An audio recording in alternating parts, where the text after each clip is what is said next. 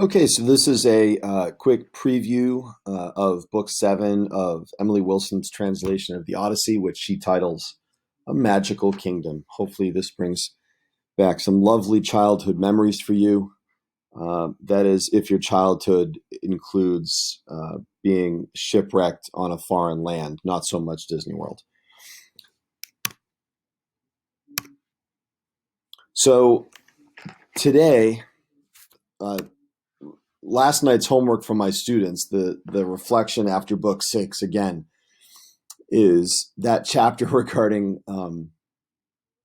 Nausicaa and the laundry could have been skipped in terms of just the core essential plot of the entire epic. So a good conversation to have before reading and listening to book 7 is, what is book 6 doing there, right? And I think there's lots of different possibilities to discuss there, but I think that's a good starting point. Another good thing to think about is, by this time in book 7, when I teach this to students, the previewing material gets a little more compressed because hopefully their ears are tuned to the language a bit. And I don't have to hold their hand as much. So something that's good to shift to, and it focuses them on the reading in a different way, is to make predictions. So based on the first 6 chapters of this epic, particularly based on book 6, we know that Odysseus has been sort of rescued in a sense by Nausicaa, with obviously Athena's help.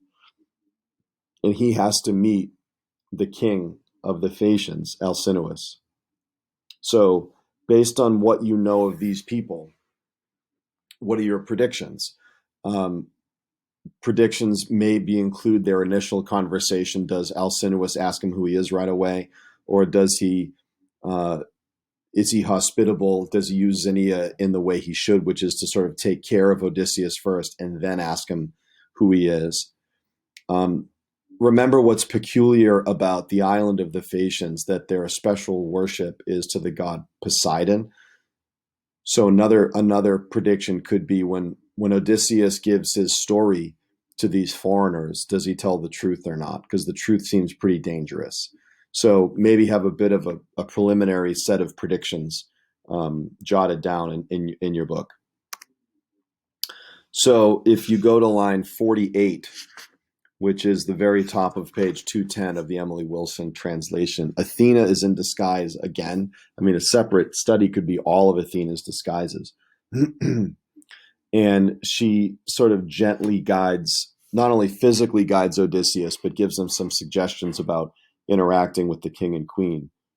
So, speaking like a young girl, Athena says on line 48, "Here, Mr. Foreigner, this is the house you wanted me to take you to.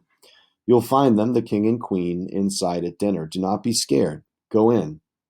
So it's interesting that the syntax and diction is also that of a young girl. "The brave succeed in all adventures, even those who come from countries far away." So now we get that typical god advice, that sort of detailed play-by-play specific advice. These gods are not, English teachers or, therapists who sort of enjoy open-ended conversations. These gods are very nuts and bolts, right?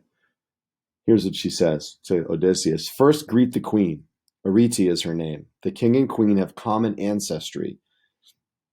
Now we get a biography of the history of both the king and queen. So ask yourself, why would it help Odysseus to know this, right? Well, Athena thinks it's helpful. The king and queen have common ancestry. Nausithous. Eurymedon was long ago the king over the giants who were proud and bad. He killed them, his own people. Then he got killed as well. His youngest daughter was named Periboea. She was very pretty. Poseidon slept with her. She had a child, Nausithous, and he became the king here in Phaeacia. And he had 2 sons. So easy to get lost in the names. I would pay attention that there's some shady behavior in the lineage here. And there's also the god Poseidon is actually in their genealogy, in their lineage. 2 sons, our king Alcinous and Rhexenor. Apollo shot that Rhexenor when he was newly married with no son. He left a daughter, our Arete, and her uncle Alcinous made her his wife. Yes, this happened. So he married his niece. The king and queen of the Phaeacians are uncle and niece. And Athena, as the girl, is quick to mention, no woman is honored as he honors her. She's precious to him, her children, and the people. We look at her as if she were a goddess, we meaning the Phaeacians, and point her out when she walks through our town. And here's a little interesting tidbit. She's extremely clever, and our ears have to be attuned to that word. We know who else is clever, right? Odysseus is known for his cleverness. We've seen Penelope be clever. And here we get Arete is clever. She's clever and perceptive. She solves disputes to help the men she likes. If she looks on you kindly in her heart, you have a chance of seeing those you love and getting back again to your big house and homeland. So that's a super specific set of directions. You get history, which might help you get in good with these people. You get what the nature of their history is, and you get sort of personality traits, particularly of the queen, which is interesting. Odysseus makes a dramatic entrance. If you go to line 139 in the Wilson translation, page 212, says Odysseus went in the house disguised in mist with which Athena covered him. So imagine you're having dinner with your family and all of a sudden mist floats into the house. This is weird. Until he reached Arete and the king, he threw his arms around Arete's knees, and all at once the magic mist dispersed. They were astonished when they saw the man, and all fell silent. Just make sure you're marking these chunks that I'm reading out loud. It'll help you read the book and sort of anchor you. That grabbing of the knees that you see in this like sketch drawing here is the act of supplication. It's the most desperate form of begging or pleading in the world of this poem in ancient Greece. It isn't like sexually inappropriate or anything. It's an act of complete humility and desperation. It's called supplication, right? And this is what Odysseus is doing to the queen herself. Then Odysseus said, so I'm on the top of 213, Queen Arete, child of Rhexenor. He throws that in, right? He knows her history. He's respecting her. I've had many years of pain and loss. I beg you and your husband and these men who feast here, may the gods bless you in life, and may you leave your children wealth and honor. Now help me, please, to get back home and quickly. I miss my family. I have gone so long. It hurts. So that's a super dramatic entrance, right? You go from mist to the act of supplication to a very artfully constructed plea. So if you haven't seen Big Fat Greek Wedding, I'm not equating the Odyssey to this, but it is brilliant. Something to always pay attention to that Homer clearly cares about. So I would encourage us to think about it as well. Is this family, Arete, Alcinous, Nausicaa, in the world of this poem, are they good Greeks? Right? Think of everything that means. And what do they want from Odysseus? So this is just something to keep an eye on throughout the chapter. Go to line 237. And I'm skipping some really, I just out of necessity. I'm skipping some important moments. If I could just point to one really quickly before this passage, it's right around line 197 on page 214. Alcinous is giving his staff, for lack of a better term, directions. And he basically says they're going to take care of Odysseus and get him to where he wants to go. And right around line 195, Alcinous says out loud, once there, he must endure whatever was spun out when he was born by fate and by the heavy ones, the spinners.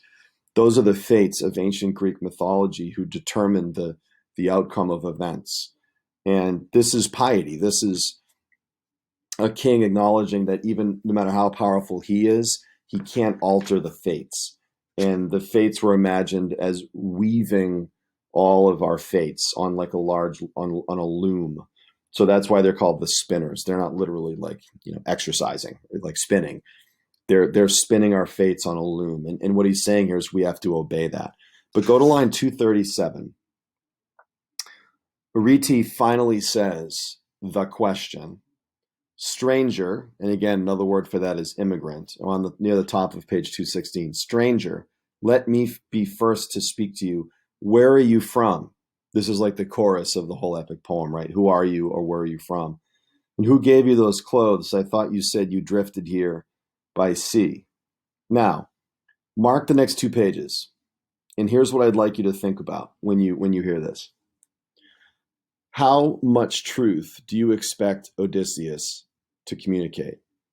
So I would write in the margins of page 216 and 217, is this the truth? Are these safe people to tell the truth to? So what you're going to see is you're going to get the how he got to the island of Ogygia with Calypso, a description of Calypso, and then his sort of crash in the ocean and how he landed where he is. He ends by, at the very bottom of page 217, now I have told you the truth no matter what. And we know just by being alive that when people tell us this is the truth, it's not always the truth. That's particularly the case for Odysseus, obviously. So pay attention to these pages. Pay attention to the stories Odysseus tells other people, and whether or not it's even wise to tell these people the truth. And then the last couple of pages of book 7 are really, really interesting. So it gets kind of strange, but maybe we should see this coming. Go to page 218, line 297. Alcinous first says, Odysseus compliments Alcinous on his daughter's behavior, and Alcinous says that the one thing his daughter did do that wasn't correct is that his daughter and her slaves should have brought him to the court, to himself, rather than like appear in a mist. And then Odysseus says in that second stanza on page 218, line 302, and every time Odysseus talks, it says with careful tact, with calculation, right? He has to be, he's really walking on eggshells. If he says the wrong thing in any of these places, he's dead. Your daughter is quite wonderful, great king. Please do not blame her. She told me to come here with her slaves, but I was too embarrassed and nervous. I thought you might get annoyed at seeing me. We humans on Earth are apt to be suspicious. All humans? Veterans? Like which humans is he talking about? And then here's the weird moment, one of the weird moments. The king, Alcinous, replied, my heart is not the type to feel anger for no good reason. Moderation's always best. Athena, Zeus, Apollo, what a congenial man, friendly you are. And then here's the big line. I wish you would stay here and marry my own daughter and be my son. I would give you a home and wealth if you'd like to stay. If not, we'll not keep you here against your will. Think of that's a real option. Just like Odysseus could have stayed with Calypso and have been immortal, that's a particular kind of temptation. This is a different kind of temptation, all mortal human relationships, but in a paradise-like environment with a loving set of new parents and a young, beautiful, smart, loving girl who would have you. So this is his new chance. He ends on 219, line 331, with a prayer. O Father Zeus, may everything come true just as Alcinous has said. And part of me wonders, does that include marrying Nausicaa? So may his fame burn bright forever on the earth, and may I reach my home. So he's thanking Zeus for Alcinous' hospitality, and again praying that he's home. And then the chapter ends, as they often do, with a little domestic moment. Go to the last stanza on page 219.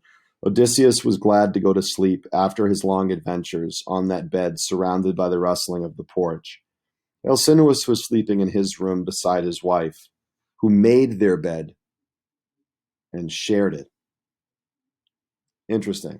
So we're going to see later on another bed that's significant physically and emotionally. So those are some key moments. And what I ask my students to think about for their homework is a little more autobiographical. Think of a story that your family tends to tell at family events, holidays, that elicits strong feelings and emotions, right? It might be a funny story. It might be a poignant story about how your grandparents met. It might be a tragic story. It might be a story about a wedding day or Christmas from long ago. But I think it's really good occasionally when reading this book that we know is a classic and really, really important as for a reader to read, that it's also human beings. And these human beings are moved very much by each other's stories. So it's not bad to stop and sort of put ourselves psychologically in that place. I hope this is helpful, and happy reading.